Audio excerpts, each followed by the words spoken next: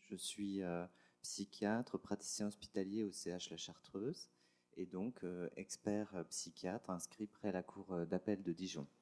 Alors, par rapport à l'intervention du professeur Irène François Purcell, il y a beaucoup de redites. On s'était un petit peu concerté au téléphone, mais finalement, ce que l'on constate de notre pratique, et notamment l'inscription dans la temporalité, est quelque chose de vraiment déterminant et important, y compris dans l'appréciation de la dangerosité, et ça va revenir plusieurs fois au cours de cet exposé. Alors, qu'est-ce qu'une expertise psychiatrique? L'expert est désigné à un moment de la chaîne pénale, que ce soit pendant l'enquête préliminaire,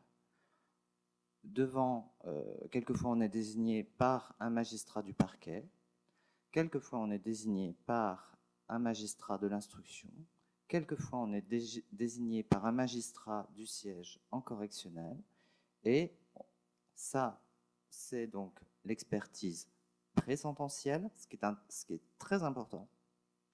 Et ensuite, vous avez l'expertise post-sententielle, plus ou moins, dans le cas de l'application des peines, principalement.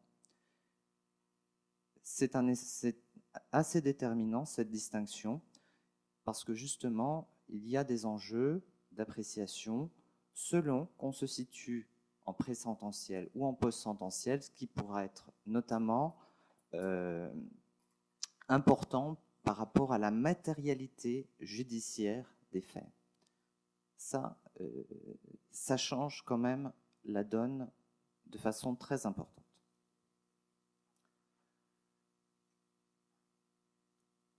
L'examen psychiatrique de garde à vue, et j'ai bien dit examen psychiatrique de garde à vue et non pas expertise psychiatrique de garde à vue, parce que là je rejoins mes collègues sur la grande limite de la valeur pour y avoir été confronté, les conditions de la garde à vue quand vous rencontrez quelqu'un.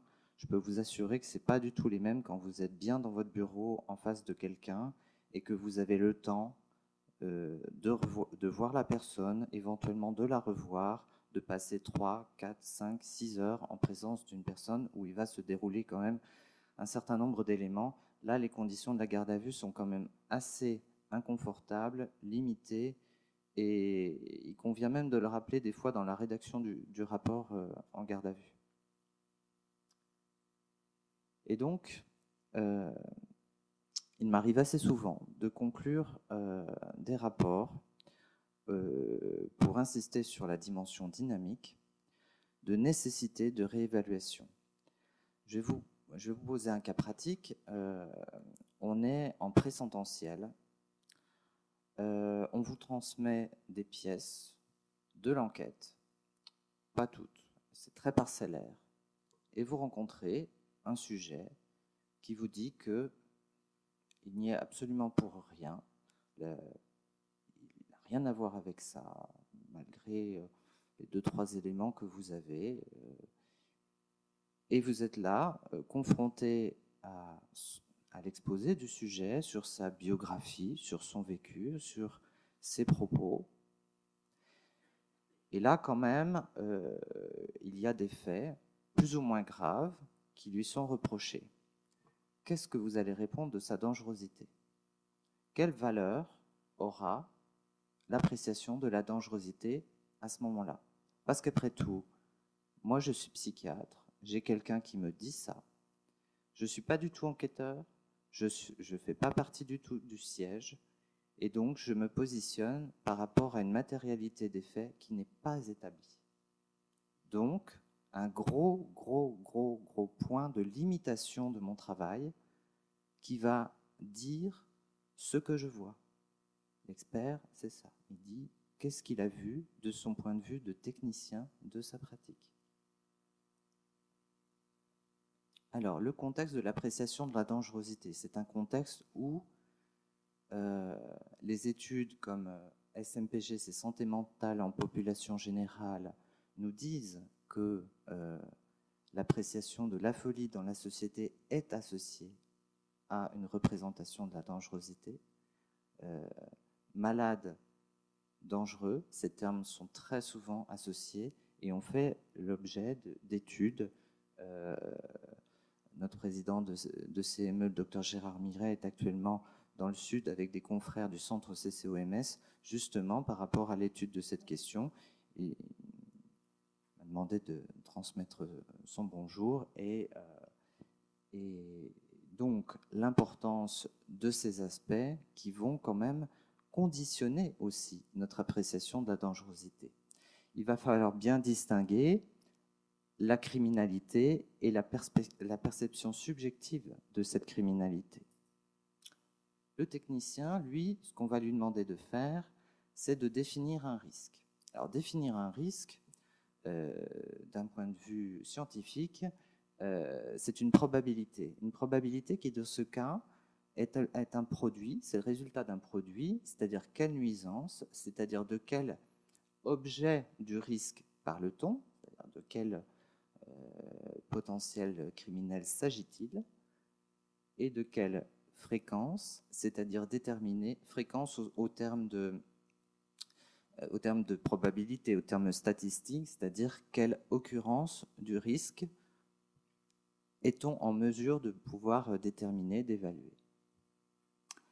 Alors, le libellé des questions dans les expertises a changé et de façon très heureuse. Je pense que les différentes formations, conférences de consensus ont contribué et notamment la question de la dangerosité est posée maintenant.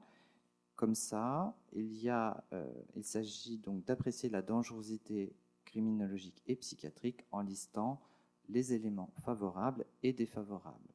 Ce qui est effectivement plus aisé pour l'expert psychiatre et surtout, je pense, une appréciation plus fine et plus complète. Alors, on distingue bien évidemment la dangerosité psychiatrique qui est uniquement en cas de maladie psychiatrique. On ne peut parler de dangerosité psychiatrique que dans ce cas. Ou de troubles pathologiques de la personnalité. C'est-à-dire que il s'agit d'une appréciation clinique dans ce cas, quand on se situe dans la dangerosité psychiatrique et qui sous-tend un diagnostic psychiatrique. Alors, diagnostic, je l'ai surligné, c'est pas pour rien, parce que c'est assez complexe cette affaire. Parce que ce que vous allez écrire, effectivement, un certain nombre de personnes vont en être destinataires. Qu'est-ce que ces mots que vous allez écrire noir sur blanc, ou plutôt comment vont-ils être reçus par les personnes? Et là, comme l'a rappelé le professeur François Purcell, ça peut être assez délicat parce qu'on peut vous interroger sur ce diagnostic quand vous êtes aux assises en disant à quoi vous référez-vous pour avoir fait ce diagnostic. Donc, avez-vous utilisé telle ou telle classification? Le DCM5, la CIM10. Les termes utilisés sont quand même extrêmement connotés. Vous concluez votre expertise en disant bah, écoutez, il s'agit d'un grand pervers. L'avocat de la défense va vous regarder en disant attention monsieur à vos termes. Et quelque part, je pense que quand on rédige, il faut faire attention à ce qu'on écrit pour justement prévoir un peu la façon dont ces termes vont être perçus. Et il est bien plus intéressant de décrire cliniquement les choses plutôt que de les résumer par un terme qui va être très controversé. Et puis quelquefois, dans ce diagnostic, eh bien, on se rend compte qu'on a confié quelque chose au psychiatre qui n'est pas du tout de sa discipline.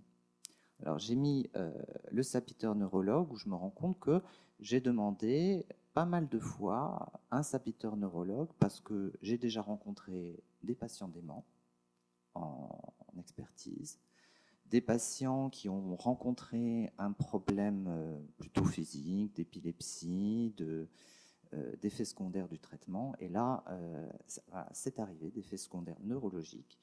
Et là, effectivement, on n'était plus tout dans le champ de la psychiatrie, mais c'est fort utile d'avoir affaire quelquefois à un saboteur.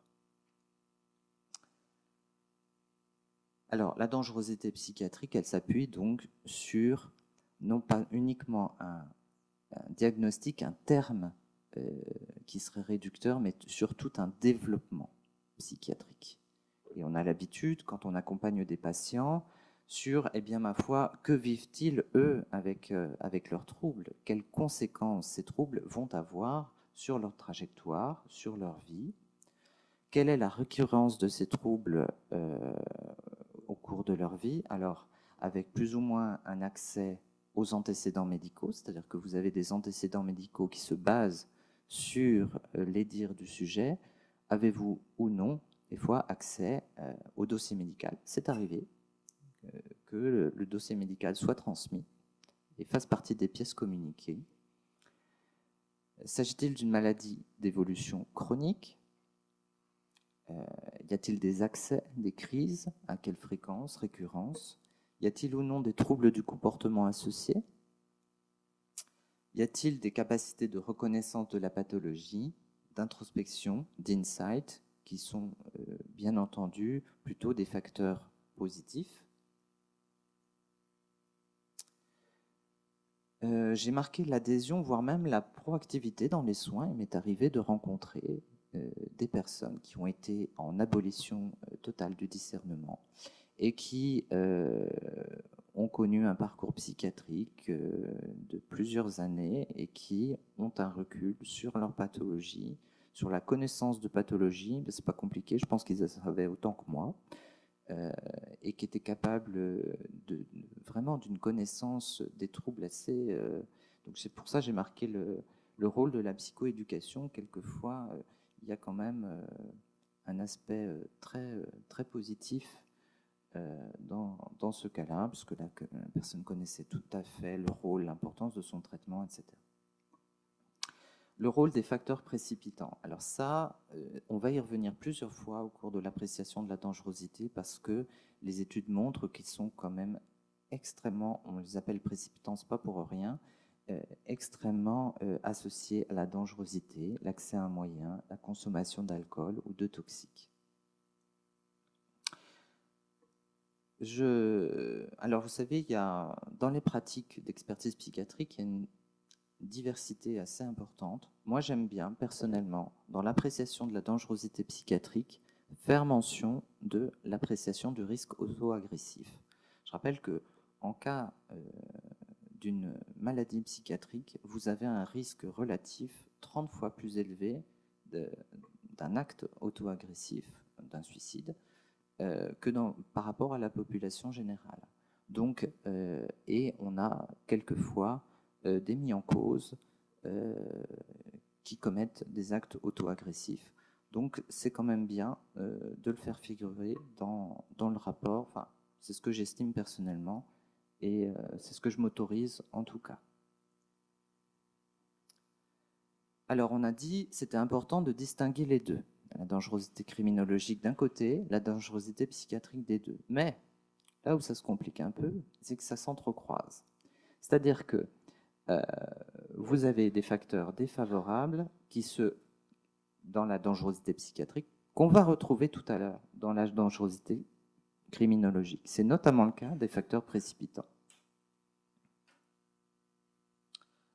La conférence de l'HAS de mars 2011 rappelle, je vous ai mis les éléments qui ressortaient le plus. Alors il y a des éléments statiques, le genre masculin, l'âge jeune, et il y a des éléments d'antécédents, notamment de commission de violence, avec un risque de récidive de 25% à 7 ans, et un risque à la sortie de l'hôpital insignifiant si on est le cas de quelqu'un sans antécédents, et à 85% en cas d'antécédents. Donc il y a quand même la notion des antécédents qui a une valeur assez forte dans cette dangerosité.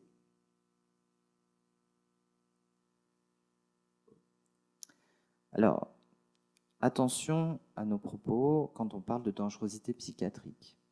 Parce que, comme je vous ai dit tout à l'heure, il faut distinguer les représentations sociales des vrais chiffres. Les vrais chiffres, c'est que la maladie mentale est un facteur de protection par rapport, c'est-à-dire si on compare une population souffrant de maladie mentale seule, hein, sans antécédent, vous avez un risque qui est moins élevé que la population générale. Les malades mentaux dépistés et soignés ont un risque de commission de faits de violence inférieur à celui qui est dans la population générale.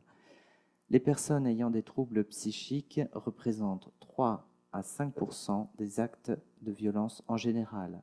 Le taux d'homicide entre 1 et 5 pour 100 000 dans les pays industrialisés et tombe à 0,16 pour les personnes atteintes de troubles psychiques, soit un homicide sur 20.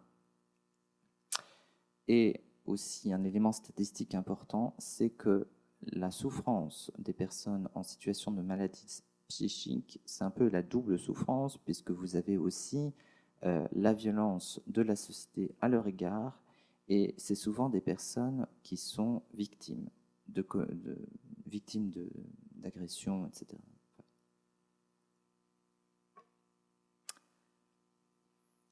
Alors, maintenant, on va parler de la dangerosité criminologique, puisqu'on a séparé les deux. Et dans notre rapport, effectivement, on va distinguer comment on a apprécié la dangerosité psychiatrique, si tel est opportun, et la dangerosité criminologique. Alors, vous avez soit une appréciation clinique, c'est-à-dire que vous allez vous baser sur votre entretien clinique, ce qui a comme avantage d'être assez transposable, c'est-à-dire que l'évaluation clinique d'un clinicien à l'autre est souvent quand même assez proche.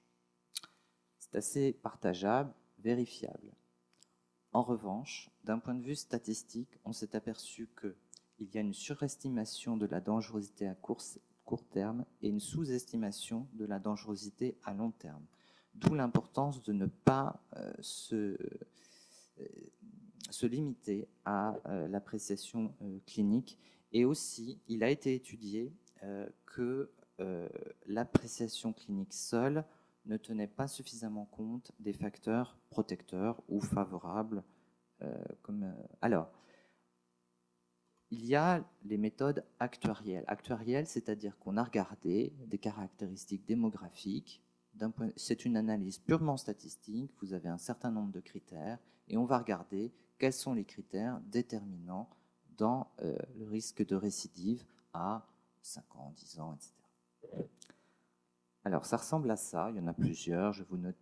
J'ai mis la VRAG, la Violence Risk Appraisal Grade, qui comporte 12 items. Alors, vous voyez qu'il y a des facteurs qui sont statiques, c'est-à-dire que y a l'âge, le sexe, ça, c'est sûr que voilà, c'est des choses qui ne bougent pas. Avoir vécu avec ses deux parents biologiques jusqu'à l'âge de 16 ans, mauvaise adaptation à l'école primaire, antécédents familiaux personnels de problèmes liés à l'alcool, statut marital, etc. Il y a, alors là, je vous ai dit, c'était différent, mais quand même, ça s'entrecroise, parce que qu'est-ce que vous voyez? Vous voyez quand même que les 3 derniers items, les deux avant-derniers, c'est existence ou non d'une pathologie psychiatrique. Bon, là, ça s'entrecroise. Et puis le score au PCLR. Le PCLR, je vais vous le développer après, c'est c'est une approche dimensionnelle des aménagements de personnalité de type psychopathique. On va développer ça tout à l'heure, mais dans tous les outils actuariels, vous avez la PCLR qui revient. Alors, j'ai noté les antécédents, parce que là, ils sont listés. Mais quelquefois, dans la pratique, voilà, je rencontre le sujet, alors, est-ce que vous avez déjà été confronté à la justice? Avez-vous déjà des condamnations? Et là, 2 solutions. Soit vous avez que les propos du sujet pour dire, voilà, il y a ça comme antécédent de condamnation, ou soit vous avez accès à son casier. C'est extrêmement rare que j'ai un extrait du casier joint aux pièces. Donc là, je me tourne vers les magistrats, mais si vous demandez, enfin, vous voyez l'importance. vous demandez d'avoir une appréciation de cette dangerosité et quand même là apparaissent de façon scientifique assez forte quand même l'idée des antécédents. Donc, il serait bien de confronter les propos du sujet avec réellement l'histoire judiciaire du sujet.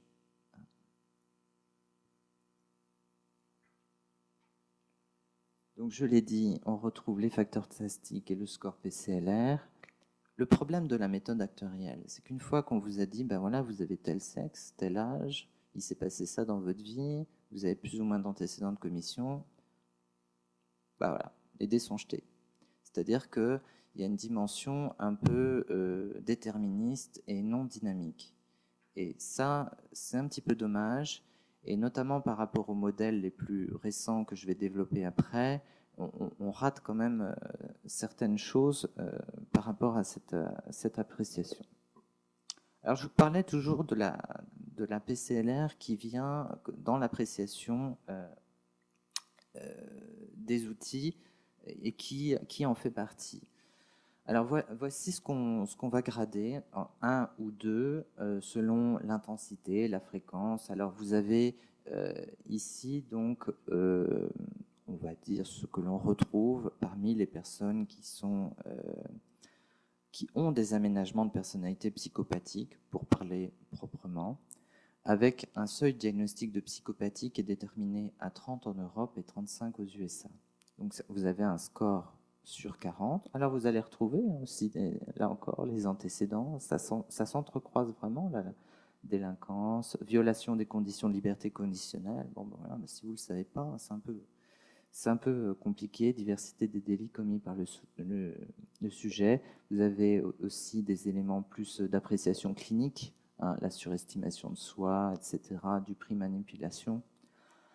Alors vous comprenez, enfin, j'ai des confrères qui mettent l'échelle en annexe de leur rapport d'expertise. Je ne le fais pas. J'écris le score, le résultat du score. Pourquoi ? Toujours pareil, c'est comment les intervenants de la justice vont recevoir l'appréciation du psychiatre qui vous raconte qu'il a du prix manipulation, qu'il a à la tendance au mensonge pathologique. Donc là, pareil, vous avez l'avocat de la défense qui vous fait les gros yeux en disant « Qu'est-ce que vous dites, docteur ? Sur quoi vous vous basez ?» etc. Donc, moi, le choix que je fais, c'est que je fais le total. Je dis, voilà, moi je reste clinicien. Je dis, ce patient, il a ou pas des aménagements psychopathiques. Si oui, s'il en a, il en a un petit peu, c'est-à-dire on n'atteint pas le seuil diagnostic de psychopathie, mais il y en a un petit peu quand même, ou soit on est vraiment au-delà de 30 et on atteint le seuil de psychopathie, et il y a un nombre suffisant d'aménagements que j'ai détaillés dans le rapport pour dire qu'on a des aménagements de type psychopathique significatifs. Alors, on peut, d'une génération un peu plus récente, des méthodes structurées d'évaluation. Alors, qui sont finalement assez intéressantes, peut-être pas au sens strict de la passation, qui est très compliqué, ça nécessite une formation spécifique, c'est dans des conditions bien particulières, mais c'est très utile en fait pour le clinicien de les avoir en tête, parce que quand il va structurer son entretien déjà d'une part, et la rédaction de son rapport, de les avoir en tête, ça permet de nous, cliniciens, de nous guider un peu, tout en restant cliniciens. Alors l'HR20, elle intègre comme ça cette dimension dynamique, et c'est ça aussi qui est pas mal. Ah, ça ne veut plus avancer. Pardon. Donc là encore, on va retrouver l'antériorité, donc ça c'est très important.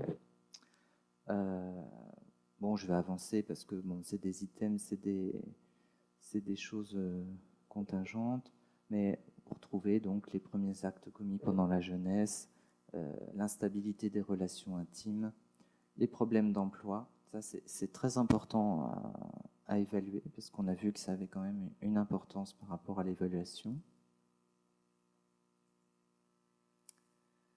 Bon, les problèmes liés à l'utilisation de substances psychoactives, dont je rappelle qu'on les nomme facteurs précipitants. La présence ou non d'une maladie mentale grave. Alors, encore une fois, finalement, ça s'entrecroise. On retrouve la psychopathie et le score PCLR. L'inadaptation durant la jeunesse, voilà, scolaire, familiale, etc. Des éventuels troubles de la personnalité, toujours en se référant à des classifications. Donc, moi, j'aime mieux décrire une personnalité avec vraiment ce que je vois, ce qu'il se passe dans le vécu d'un sujet, plutôt que de se limiter à un terme, encore une fois, dont le risque est d'être trop connoté. L'échec antérieur de la surveillance, donc ça encore, faut-il le savoir. Attendez, je reviens en arrière parce qu'il y a la partie clinique. Donc la partie clinique, c'est une partie importante. Vous allez être en face d'un sujet où vous allez pouvoir vous rendre compte de qu'est-ce qu'il en est de ses capacités d'introspection, qu'est-ce qu'il en est de ses éventuelles attitudes négatives ou pas vis-à-vis des soignants, ces symptômes présents de l'expression clinique de la maladie psychiatrique en cas de maladie grave, l'impulsivité. Alors là, l'impulsivité, ça aussi, c'est un thème. On s'est aperçu vraiment que c'était la partie la plus importante dans la partie clinique de la dangerosité, d'un point de vue statistique aussi. C'est un rôle très important, l'impulsivité. Et la résistance au traitement.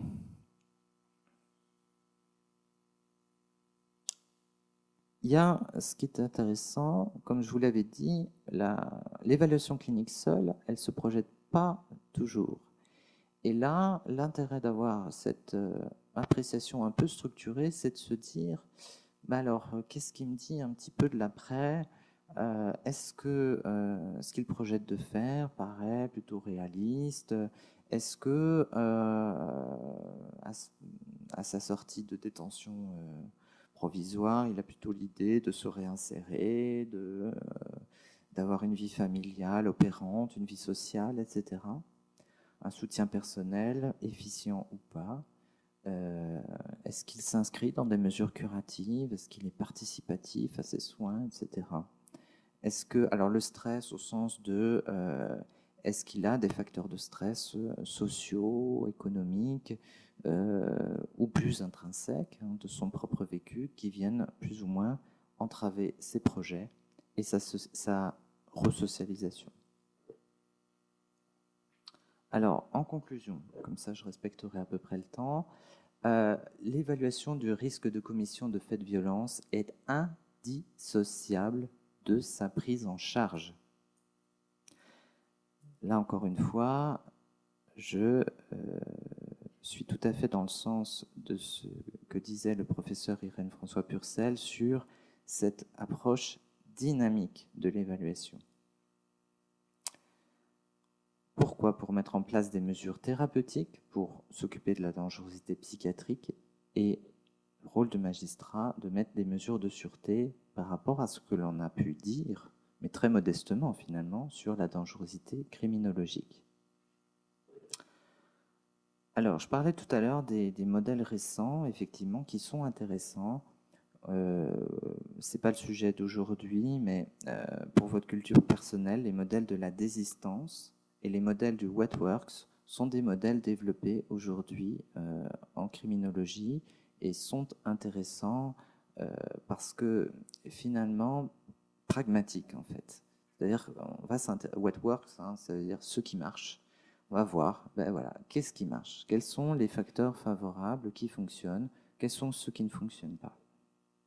Et puis, il y a toujours ce risque incompressible évalué selon les études 0,10-0,30 pour les victimes d'infractions violentes contre 0,02 en population générale. Attention aux risques négatifs sur les préjugés en santé mentale. Il y en a déjà assez, on lutte contre. La déstigmatisation est quand même un enjeu extrêmement important.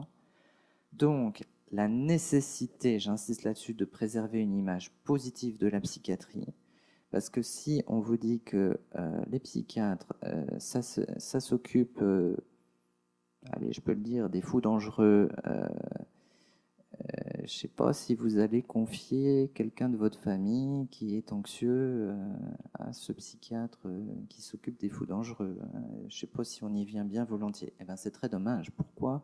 Parce qu'on sait que la précocité de la prise en charge est quand même extrêmement importante dans notre discipline. Donc, on encourage plutôt les gens à venir nous voir. Hein. Donc, pour la prévention, bien sûr, l'accès aux soins et surtout l'inclusion sociale, parce qu'on a vu que ces personnes, à la fois, augmentent leur dangerosité en étant coupées du lien social, mais leur coller une étiquette, bah, ça ne va pas les aider, comme l'exemple de Madame François Purcell tout à l'heure, de ce SDRE qui, au niveau du travail, se trouvait porte close. C'était bien dommage, parce qu'on s'aperçoit que s'ils arrivent à avoir une insertion sociale opérante, eh ben, c'est un facteur favorable et protecteur. Voilà, l'importance de la lutte contre la stigmatisation, je le rappelle. Je reviens sur ce que j'ai dit en préambule comme conclusion, c'est-à-dire qu'une expertise est une photographie incomplète. Je réinsiste sur la modestie du travail de l'expert psychiatre. L'expert psychiatre ne sait pas tout, ne dit pas tout, ce n'est pas son rôle. Il dit ce qu'il a vu à un moment donné, ce qu'il a entendu, ce qu'on lui a dit, et comment il a pu l'interpréter en fonction de sa pratique professionnelle. Et nécessité bien sûr de réévaluer le cas que je disais tout à l'heure. J'ai conclu mon expertise de la façon suivante, c'est que bien sûr que la dangerosité devra être réévaluée en fonction de la matérialité judiciaire des faits. Parce que là, il vous dit ça, mais bon, je ne suis pas, moi, membre du siège pour dire si oui ou non c'est le cas. Il conviendra de confronter de nouveau ces propos en fonction de l'établissement ou non de la matérialité judiciaire. Et je réinsiste sur le fait que cette évaluation est indissociable de la prise en charge et de l'accompagnement des personnes. Voilà, je vous remercie. Alors, donc il m'a été demandé d'intervenir sur l'évaluation de la dangerosité et l'expertise de prélibération. C'est vrai que l'expertise, au fil des années, l'objectif assigné à l'expert a évolué puisque au départ, on ne lui posait la question que sous l'angle de la dangerosité psychiatrique, puisqu'il s'agissait de savoir si l'auteur d'un crime ou d'un délit était atteint d'une démence au moment des faits. Et puis ensuite, elle a évolué. La première évolution, elle date de 1959, puisqu'on a commencé à demander à l'expert de se prononcer sur la dangerosité, même en l'absence de maladie mentale. Donc à partir de là, donc, apparaît la notion de dangerosité criminologique. L'évolution s'est poursuivie ensuite en 1993, où même en l'absence de maladie, l'expert donc devait identifier les troubles de la personnalité et proposer donc un pronostic sur l'évolution du sujet, ce qui revient ici à évaluer les risques de comportement violent. Et la loi ensuite du 14 juin 1998 a parachevé l'évolution puisqu'elle a introduit la nouvelle forme d'expertise psychiatrique dite donc de prélibération conditionnelle. Et là, il s'agit précisément d'évaluer, alors non plus la responsabilité de l'auteur, puisque là, on est effectivement en termes post-sententiels pour le coup, mais d'évaluer clairement le risque de récidive de comportement violent. Alors, je vais proposer des définitions qui ne sont pas les miennes entre la dangerosité psychiatrique et criminologique, et de toute façon, elles ne sont pas univoques.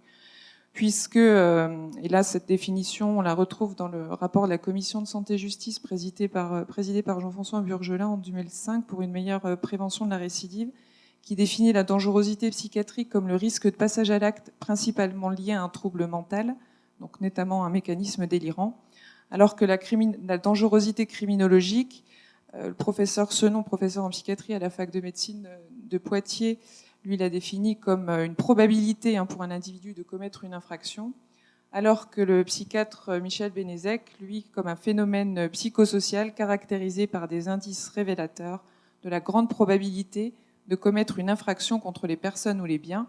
Donc là, on voit apparaître dans ces définitions des facteurs sociologiques, institutionnels qui peuvent influencer le passage à l'acte et qu'on va retrouver finalement dans les échelles actuarielles utilisées après dans les expertises. Alors, cette dangerosité, c'est une question qui est récurrente en criminologie et on peut ou pas, je ne sais pas, se poser la question de poser justement cette question à l'expert psychiatre, puisque au départ on n'est pas sur une notion purement scientifique, mais le législateur donc a fait ce choix de lui confier cette mission, et c'est à partir de ce moment-là aussi où les pratiques, je pense, ont évolué du côté des experts. Il faut savoir que dans d'autres pays, ce sont les agents de probation qui sont chargés d'évaluer cette dangerosité et pas systématiquement les psychiatres. Alors, je n'ai pas résisté aussi au plan en deux parties. Voilà. Je vais essayer de me tenir à peu près au temps, c'est toujours très compliqué. Donc, dans un premier temps, c'est vrai que je vais plutôt aborder un cadre, alors pas catalogue, je vais essayer, mais le cadre légal dans lequel les expertises sont obligatoires. Même si le Code de procédure le rappelle en son article D49-24, finalement, il va inciter le juge d'application des peines à ordonner cette expertise psychiatrique avec deux missions principales, même si on n'a aucun article qui nous précise la mission complète, mais avec objectif assigné de se prononcer sur la dangerosité et les risques de récidive ou de commission d'une nouvelle infraction, mais également, et ça rejoint ce que vous disiez sur la nécessaire prise en charge aussi thérapeutique, d'indiquer si la personne est susceptible de faire l'objet d'un traitement lorsqu'elle a été condamnée à une infraction pour laquelle le suivi socio-judiciaire est encouru. Donc l'article incite le JAP à ordonner cette expertise et dans d'autres cas l'oblige à le faire. Donc dans une première partie, je vais revoir les cas dans lesquels l'expertise est obligatoire, et dans une seconde partie, j'aborderai un peu des exemples de jugement, d'aménagement de peine ou de mesures de sûreté prononcées sur la base d'expertise, mais pas que, puisqu'il n'y a pas que l'expertise qui va intervenir dans la prise de décision. Alors, donc sur les cas dans lesquels l'expertise est obligatoire, on va les retrouver déjà préalablement à une mesure d'aménagement de peine. Et déjà en son article 712-21, le Code de procédure pénale impose au JAP de prononcer une expertise avant la libération d'une personne condamnée, dès lors que le suivi socio-judiciaire a été prononcé. Chose qui est nouvelle, qui date de 2014, parce qu'avant 2014, l'expertise était systématique dès lors que le suivi socio-judiciaire était encouru, ce qui était assez énorme et qui imposait un nombre d'expertises assez important qu'on n'avait pas le luxe de se payer non plus en termes de temps, mais aussi d'argent.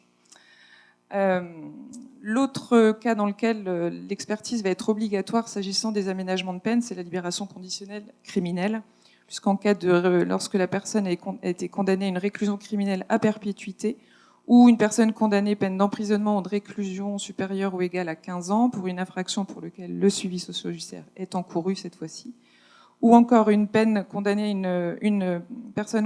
à une peine d'emprisonnement ou de réclusion supérieure ou égale à 10 ans cette fois, dans une liste de cas très précis, notamment des meurtres ou assassinats sur mineurs, donc sur mineurs, torture, acte de barbarie également sur mineurs, ou meurtre aggravé sur majeur, et dans d'autres cas encore. Donc dans ces situations, non seulement on va exiger une expertise psychiatrique, mais aussi une évaluation pluridisciplinaire de dangerosité. Donc dans ces situations, on a trois étapes.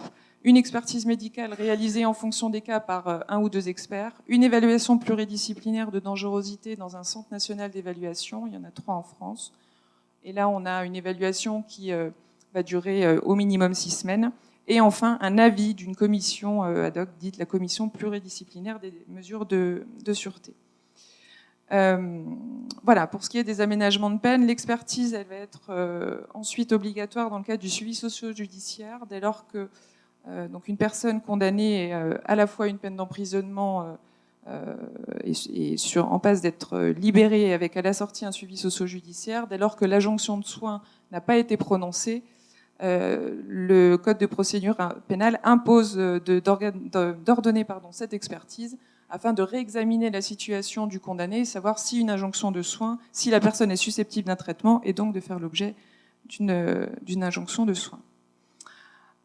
Enfin, je vais évoquer là les mesures de sûreté. Donc là, la personne a exécuté sa peine, n'a pas demandé d'aménagement, va sortir et on se pose la question de savoir si il faut effectivement, si elle est encore dangereuse ou pas et si des mesures s'imposent.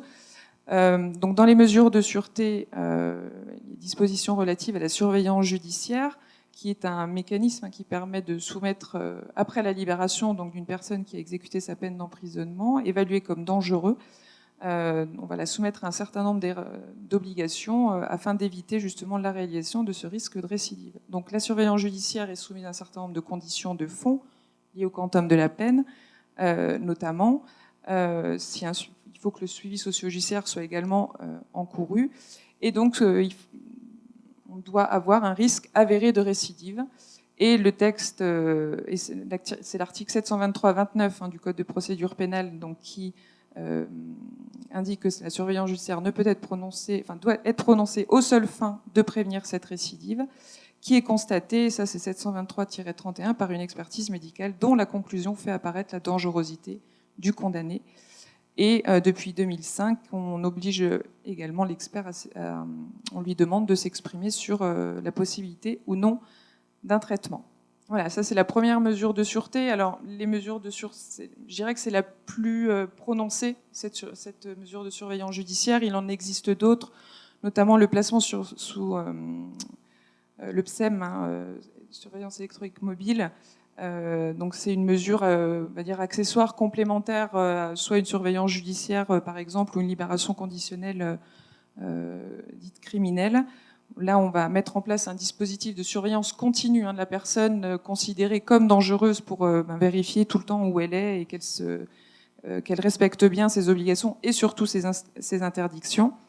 Et il est prévu effectivement un examen obligatoire afin d'évaluer sa dangerosité pour mesurer donc risque de commission d'une nouvelle infraction. Dans certains cas aussi, on exige un quantum de peine et la supérieure à 7 ans. Mesure qui peut être prononcée d'ailleurs par la juridiction de jugement ou donc en fin d'exécution de peine en prévision de la sortie. Donc le constat, l'expert doit constater un risque, une dangerosité, mais cette mesure de PSEM doit être aussi indispensable pour prévenir la récidive. C'est ce qu'imposent les textes. Les deux dernières mesures de sûreté, qui sont la rétention et la surveillance de sûreté, donc qui ne sont prévues que pour les peines les plus graves, supérieures à 15 ans d'emprisonnement. Là, on exige un degré supplémentaire pour les prononcer, puisque l'expert doit ici constater une probabilité, une particulière dangerosité caractérisée par une probabilité très élevée de récidive, parce qu'il souffre d'un trouble grave de la personnalité. Voilà, je passe très vite puisque c'est des mesures effectivement qu'on prononce peu. Et ce qui va peut-être être plus intéressant, c'est les exemples que j'aurai à vous soumettre. Alors, avant d'évoquer ces exemples, je dirais que les juridictions, effectivement, je rappelle, apprécient souverainement, je rejoins donc ce qui a été dit, les conclusions de l'expert, qui le plus souvent ne lit pas le magistrat, sauf dans certains cas. Alors c'est vrai que pour nous, en pratique, il est difficile de s'en affranchir, parce qu'on face aux experts chevronnés, il est compliqué d'aller à l'encontre. Et on n'est pas en position donc d'apprécier la scientificité des travaux des experts. Mais une étude a été réalisée par Martin Herzog-Evans en 2013 sur 20 magistrats, 20 juges d'application des peines. Et elle avait découvert à cette occasion que les magistrats, d'une façon générale, accordaient malgré tout un poids assez relatif et que ce poids surtout était conditionné, je rejoins ce qui a été dit aussi tout à l'heure, par la qualité des conclusions. Et plus elles sont claires, plus elles sont nuancées, plus elles sont argumentées, plus elles auront nécessairement de poids. Que si elles sont uniquement, que si elles sont incompréhensibles ou manichéennes, où on aura un peu plus effectivement de mal à les suivre. Alors, je disais que le juge était lié dans certaines situations, notamment le suivi socio-judiciaire, puisqu'on ne peut prononcer une injonction de soins que si l'expert détermine effectivement la possibilité d'un traitement. Pour la surveillance judiciaire également, on ne peut prononcer la surveillance judiciaire qu'à partir du moment où l'expert a évalué, a déterminé un risque de récidive avéré, mais alors à l'inverse, il peut déterminer l'existence de ce risque, et pour autant, on est libre de ne pas prononcer une mesure une surveillance judiciaire. Alors, mes exemples. Je vais prendre, alors bien évidemment, je ne vais pas donner de nom, mais on va l'appeler Monsieur A, qui avait demandé un aménagement de peine plusieurs fois. Donc cette personne fait une demande de libération conditionnelle. Vu la nature des faits et la peine prononcée, c'est forcément assorti d'un placement sous surveillance électronique probatoire d'une durée minimale d'1 an. Donc cette personne a été condamnée par la cour d'assises en 96, 27 ans de réclusion criminelle pour des faits de meurtre, arrestation, enlèvement, séquestration, détention arbitraire de mineurs de 15 ans. Elle a bénéficié d'une libération conditionnelle en 2010.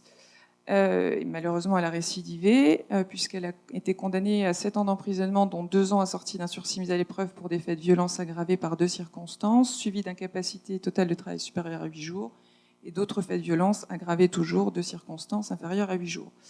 Donc cette personne, en l'occurrence, en 95, avait tué sa compagne, mère de son enfant. Le couple était séparé. Il s'était rendu devant le foyer où résidait son ex-compagne. Il voulait récupérer son enfant, qui ne voulait pas lui donner.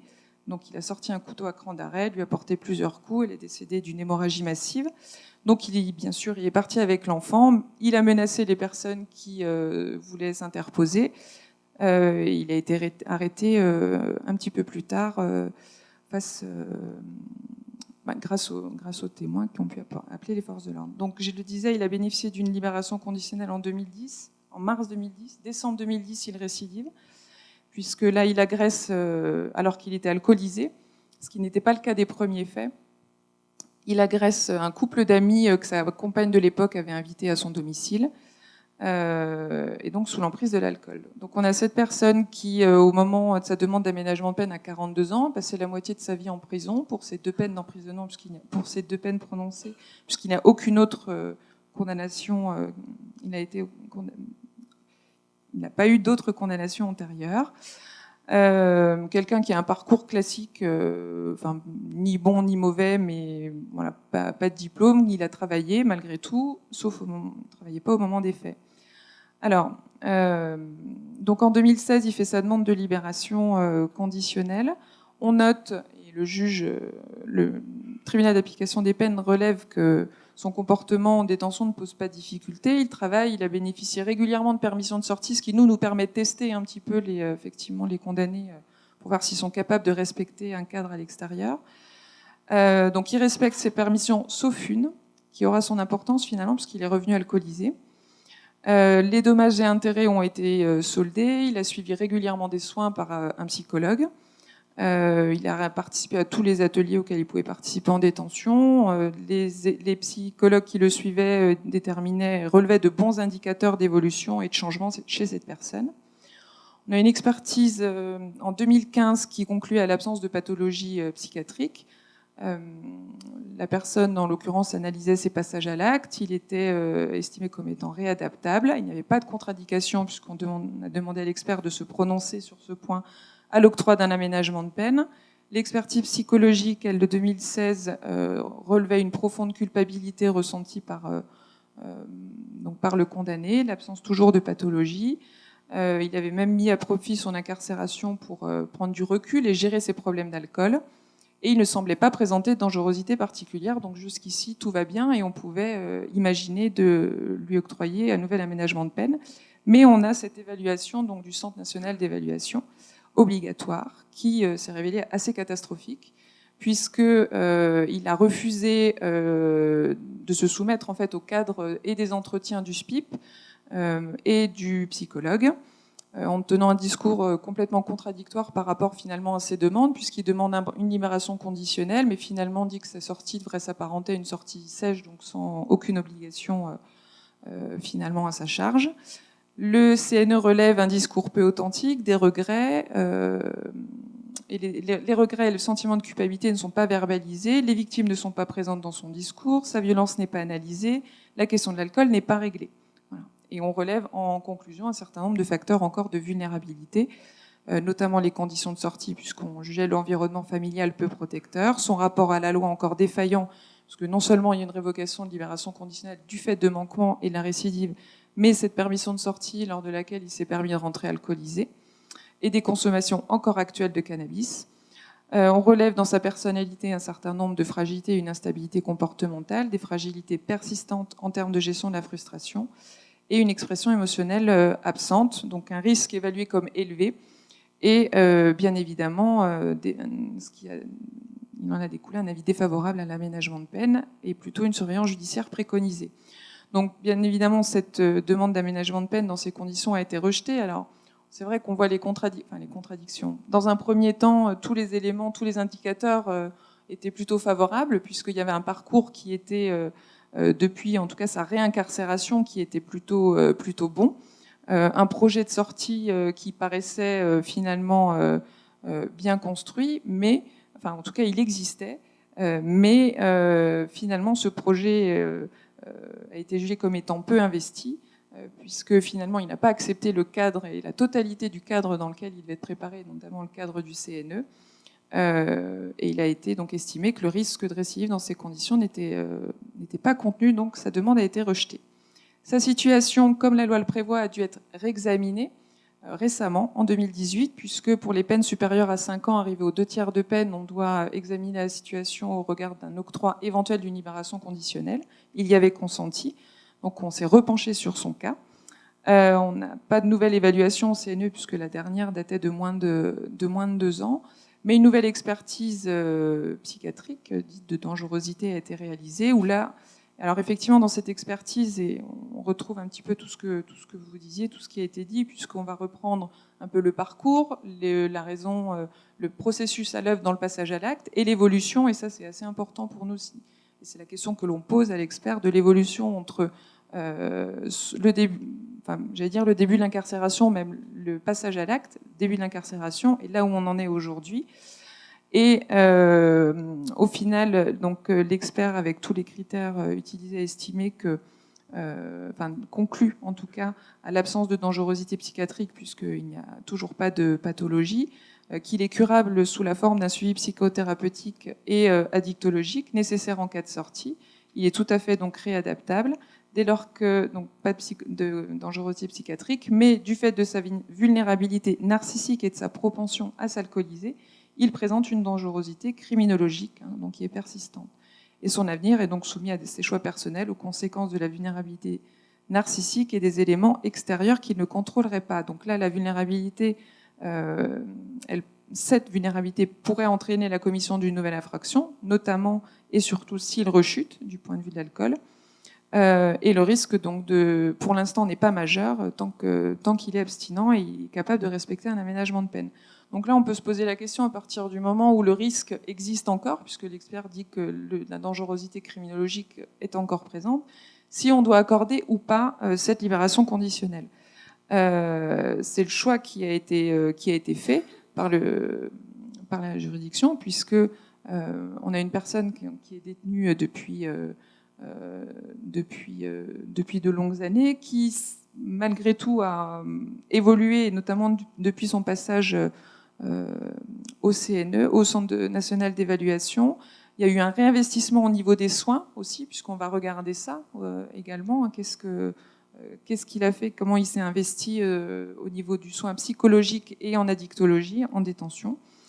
Et enfin, on va regarder tout simplement le cadre qui est proposé, la nature de la demande, et en l'occurrence, c'était un placement en semi-liberté avec un contrat afin de l'occuper, entre guillemets.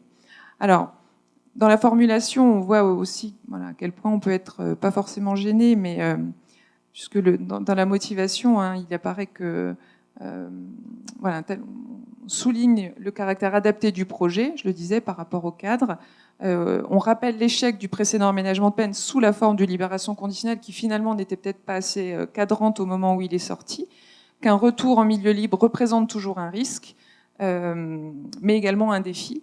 Alors là, on peut parler aussi de prise de risque un peu pour tout le monde, mais ça, je crois que toutes les études l'ont démontré, surtout pour des peines si longues, qu'il vaut mieux effectivement encadrer et pleinement encadrer les sorties pour permettre à ces personnes de se réadapter à la vie.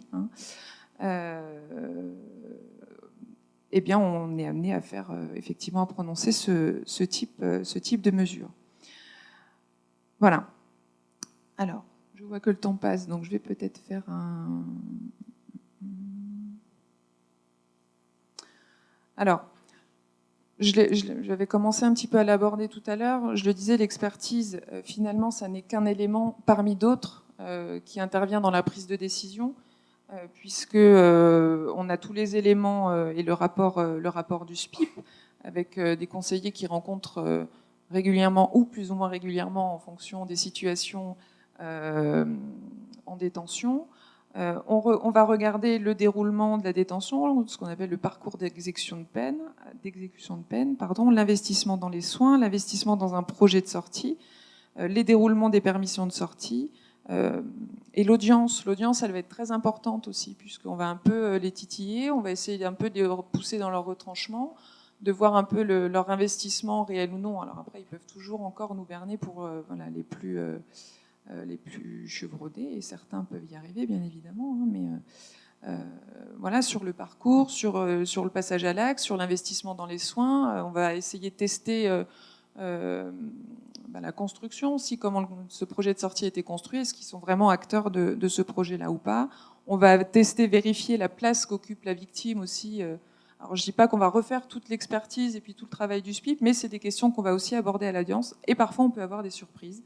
Et on peut avoir un parcours très, très lisse, parfait au niveau de la détention, et tout craque en détention, à l'audience. La personne ne comprend pas forcément pourquoi on lui repose à nouveau ces questions, quitte l'audience, voire même en outrageant. Et dans ces situations, effectivement, un petit peu compliqué d'accorder des mesures. Alors, je vais aborder encore peut-être des cas de mesures de sûreté, où là, la situation, elle est un peu inverse, puisqu'il ne s'agit pas de sortir de façon anticipée une personne qui présenterait des risques. Là, on est en fin de peine. La personne arrive au bout. La question, c'est de savoir s'il faut les suivre encore ou pas. Et je le disais, on est lié par l'expertise. Et si l'expertise n'indique pas qu'il y a un risque avéré, on ne peut pas prononcer de mesure. Et parfois, j'avoue qu'on peut être amené, certaines juridictions l'ont fait, à tirer un peu ce terme de risque avéré. Et à partir du moment où on parle de encore un risque, on va l'utiliser, même si on parle dans l'expertise de risque amoindri, parce qu'il y a des éléments par ailleurs qui peuvent nous paraître quand même encore inquiétants.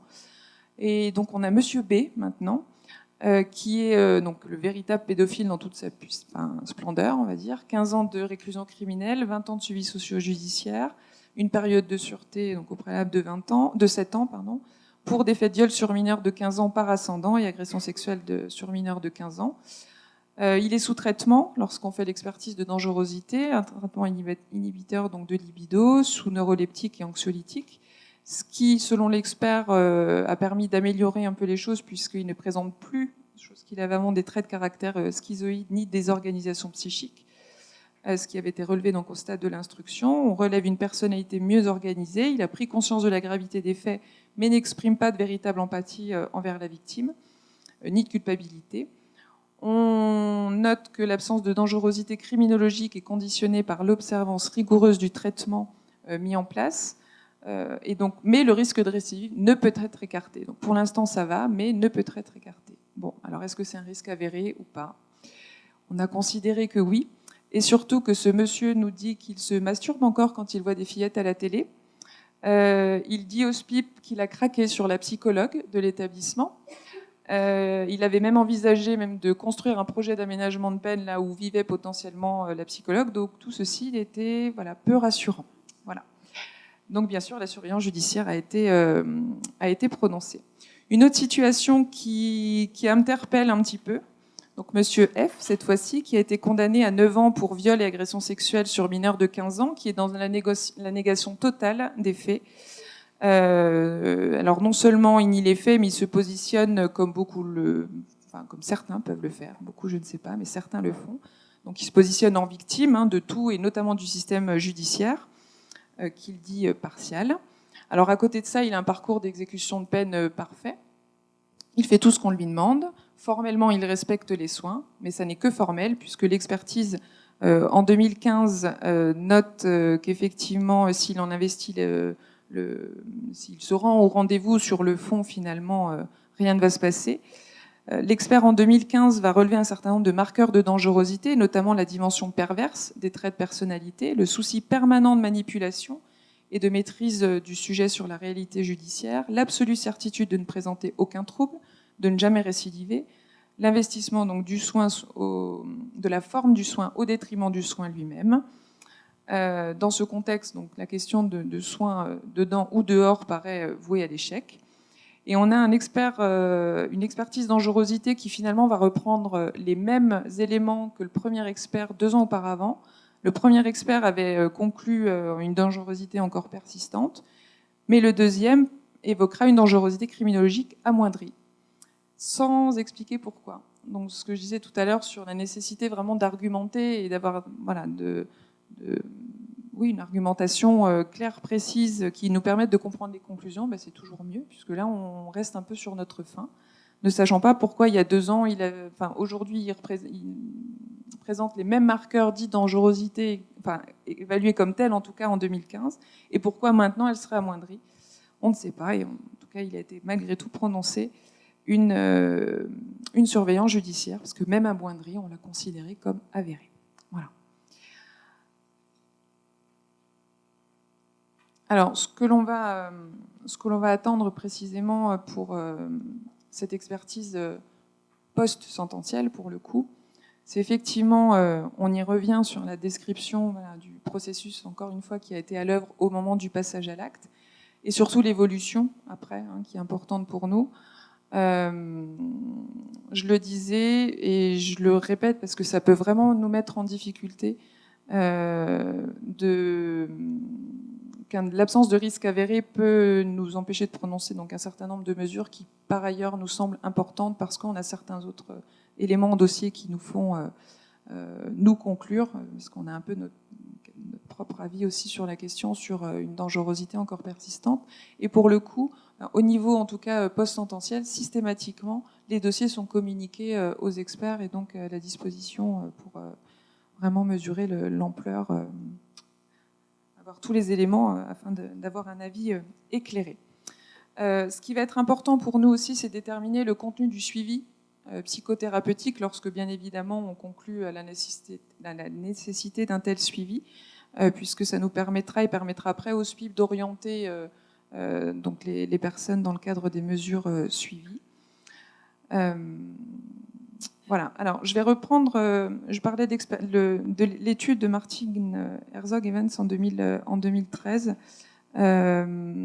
qui avait indiqué donc sur 20 magistrats, 5 n'allaient pas jamais à l'encontre des conclusions des experts, ce qui est relativement peu finalement. Alors, est-ce que c'est lié à la qualité des expertises? Je ne sais pas. 12, il leur arrivait de le faire, donc aller à l'encontre, et 10 s'appuyer sur d'autres éléments recueillis dans le corps de l'expertise et pour appuyer leur décision. Et finalement, voilà, il ressort de cette étude que cet élément n'est qu'un élément parmi d'autres, et donc rejoint ce que je disais tout à l'heure. Alors, on va rencontrer d'autres difficultés qui ne sont pas forcément inhérentes à l'expert, qui sont plus générales, parce que maintenant, pour toutes les infractions, notamment les mœurs ou les infractions les plus graves, les juridictions de jugement vont prévoir une mesure qui s'appliquera après l'exécution de la peine, type suivi socio-judiciaire notamment. Et la difficulté finalement maintenant qui se pose à nous, c'est cette question des détenus, alors non pas condamnés pour des actes terroristes, mais radicalisés, qui relèvent du droit commun dans la prise en charge, qui sont condamnés pour des délits de droit commun et pour lesquels les mesures dont je parlais tout à l'heure dites de sûreté ne sont pas applicables. Et on va avoir des éléments effectivement plutôt inquiétants, mais en off, qu'on ne pourra jamais utiliser, notamment dans le cadre d'une procédure d'aménagement de peine, puisque ça peut avoir des conséquences si on les évoque, mais on le sait. Ou alors ces personnes qui arrivent en fin de peine et pour lesquelles aucun suivi, en tout cas judiciaire, ne sera possible, et pour lesquelles voilà, on reste très inquiet et impuissant, parce qu'on ne peut rien faire juridiquement, notamment. Voilà, c'est plus les difficultés qu'on va rencontrer à l'heure actuelle. Voilà. Je crois que j'ai largement dépassé mon temps.